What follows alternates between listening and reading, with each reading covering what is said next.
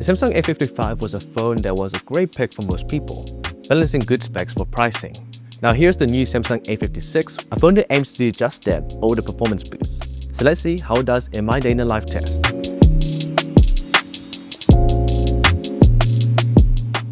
So this time around, Samsung has brought out some slight changes to its best mid-range phone. A slightly bigger screen at 6.7 inches, matching its older brother, the S24 Plus and the FE. And this time, the brightness has also increased, now reaching 1900 nits. A slightly improved design with a stronger glass on the back, new chipset, a new selfie camera, and faster 45-watt charging speeds. So today's day in life, we'll be testing out the display, the cameras, the performance, the features, and the battery life. See if the Samsung A56 is the best value mid-range phone out there, and if you should buy it. Alright, now it's currently 8:41, battery percentage is at 96%. Time to get to uni. So there was an accident, and we ended up having to walk up to campus, up the hill. The campus is situated on a hill, so a lot of walking, but we have now made it. Okay, so it's now currently 10:24, the battery percentage is at 88%. Let's talk about the display on the A56. So the Samsung A56 this year comes with pretty much the exact same panel as last year's A55, but with some notable improvements. The biggest one is that it can go up to 1900 nits of peak brightness, which is a great improvement over last year's A55, which did struggle a little bit under sunlight. The screen size is at 6.7 inches, which is 0.1 inches bigger than last year's A55, and even though it doesn't make a big difference, you can definitely tell that it looks a little bit better since it has slimmer bezels than the A55, which is great to see because the A55's bezels were pretty thick. And like last year's A55, it feels silky smooth with a 120Hz refresh rate, and it can dynamically change between that and 60Hz, so it can save a little bit of battery life as well.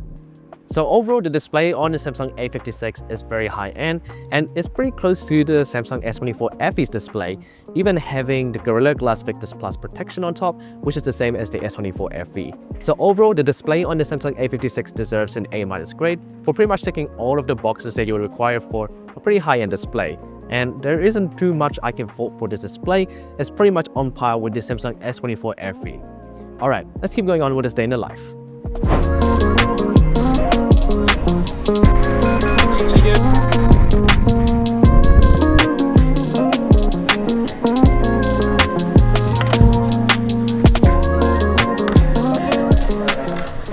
Okay, so we've wrapped up my lecture. It is now 1:55. Our battery percentage is at 73%. Now let's talk about the performance on the Samsung A56, which is now equipped with the Exynos 1580, which is a pretty big upgrade over last year's A55 with the Exynos 1480. Now some people have said that the Exynos 1580 is about the same as the 2200 found on the S22, which I would say for the most part is kind of true. The Exynos 1580 here has been pretty powerful and blazes through most things that you would do day to day. For example, going on social media, multitasking, split screen usage, all of that has been pretty smooth. Now the only issues that I have with the performance here would be in the GPU performance. So when we do some gaming like on Genshin Impact, it automatically defaults to the lowest settings, which does show that the hardware isn't that capable. And if you do turn it up to maybe low or medium graphics, it'll show overclocked. And I did notice there was a lot of lags and stutters when I'm playing. So for the gaming side, it's pretty poor performance, and I wouldn't recommend the A56 if you're planning on doing high frame rate or high graphical gaming. This phone does heat up pretty quickly, which is pretty normal for most Exynos powered phones. So for the performance, I'm happy to give the Samsung A56 a B grade rating. It's pretty much suitable for most people doing day-to-day usage and day-to-day activities, but if you do push it and do a lot of gaming, it definitely won't hold up. Alright, now I'm gonna head off to a tutorial, and I'll catch you guys there. Alright, so it's now 4 o'clock and our battery percentage is at 65%. But let's talk about the cameras on the Samsung A56. So the Samsung A56 is equipped with pretty much the exact same cameras as the A55 from last year. A 50 megapixel main wide camera, a 12 megapixel ultra wide, and a 5 megapixel macro camera. The only real difference between this year's A56 and last year's A55 is the new 12 megapixel selfie camera. Now one thing that I will point out is that I'm going to treat this more as a dual camera setup because the 5 megapixel macro camera is pretty useless, and you can't even access the camera macro mode on the default page unless you go into the pro settings and select macro mode. So this is more of a wide and ultra wide setup, But let's take a quick look at the photos and see how the A56 does.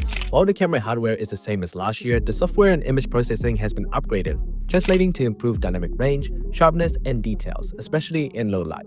In daylight, the A56 takes some really nice photos on the main camera, details are well balanced, skin tones are natural, and cropping into 2x gives a nice alternative to a dedicated zoom camera. There's even a slight depth of field effect. Overall, the main camera takes some really nice photos that are very good for a mid-range phone.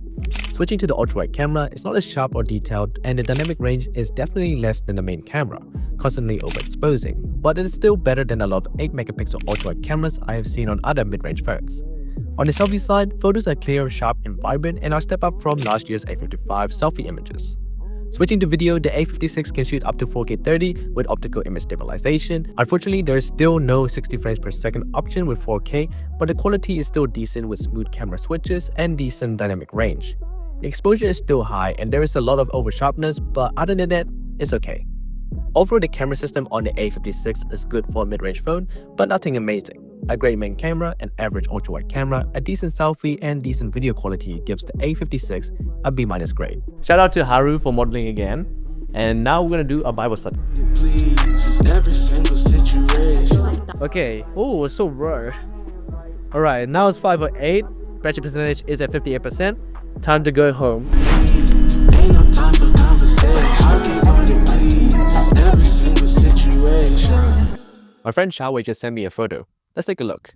Oh, what does it say on it? Subscribe to Upburst. Well, you guys know what to do. Subscribe to the channel. Alright, so now we're back home, had my dinner. It is now 7:54. Our battery percentage is at 43%.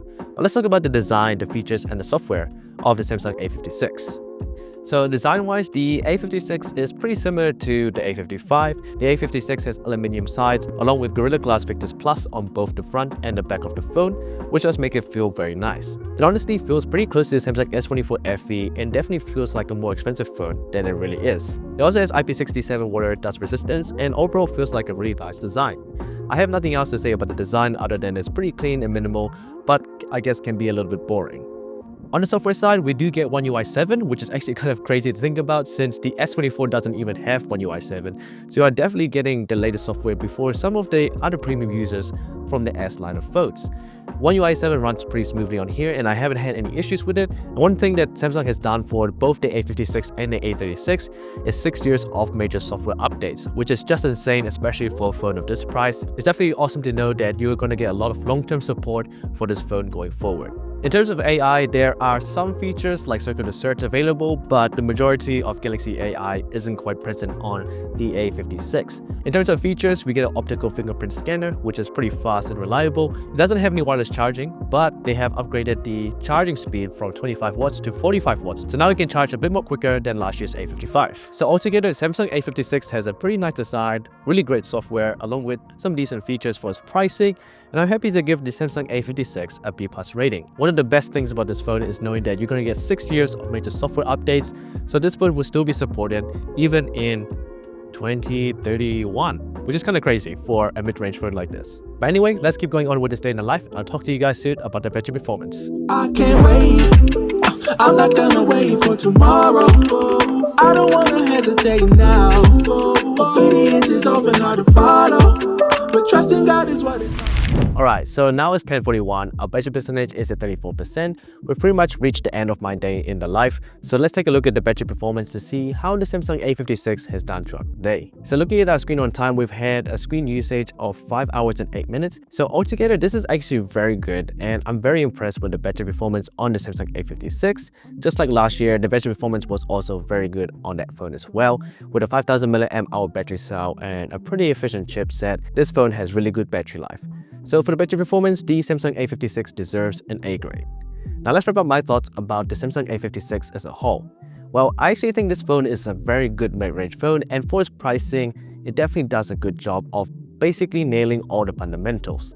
It has a great display, decent enough performance, decent enough cameras, great features, software, and especially with 6 years of software updates, this phone is going to last people a very long time. So the Samsung A56 gets a 75 out of 100 or a B+ rating, which is very good for a phone of this pricing.